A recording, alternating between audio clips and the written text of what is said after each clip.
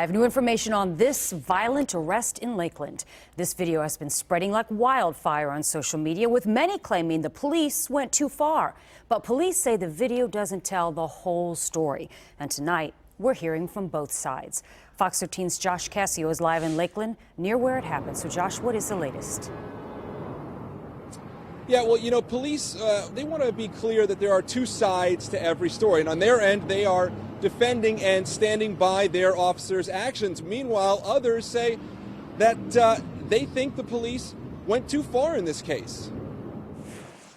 To use that amount of force was a little too much. Joel Alfaro doesn't like what he and his cell phone camera saw.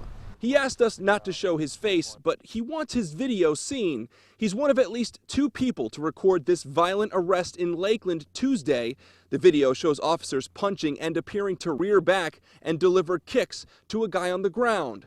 They started whooping his ass.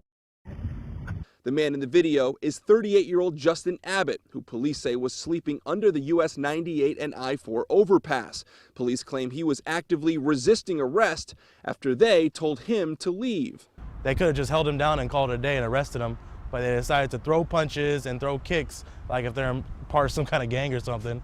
We do understand perception is reality for some people, but that's not always the case. In fact, LPD spokesperson Gary Gross says the strikes in the video follow police training protocols. He also says Abbott was tased once with little or no effect, and while that was being delivered, the other officer backed up to avoid being shocked. He says Abbott then grabbed the taser. And the reason for the officer backing up was so he didn't get tased. And then he kicked the guy's arm so that he would let go of the taser, and that worked.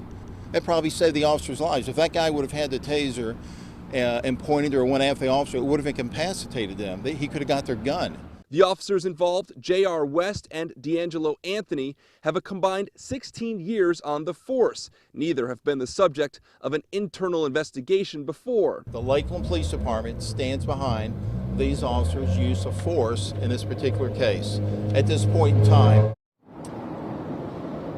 now back out here live at the scene. At one point before the video started, police say Abbott actually pushed and knocked down the officers. He was ultimately charged with trespassing and resisting arrest. We're told he was not injured in the case, and he does have a long criminal history that includes more than a dozen arrests spanning 8 states. Let's talk real quick about the Lakeland Police Department. They do not have body cameras, and nor is there dash camera video in this case. There is, however, an ongoing internal investigation. We are told both officers still on the street tonight. And one more thing to note, you saw a third officer involved in this case. That was an off-duty Polk County deputy who stopped by to help out. Lakeland police say his story about what happened matches the two other officers. Linda, back to you. Yeah, and we don't hear any audio of what's being said, which might have helped as well. Josh, thank you.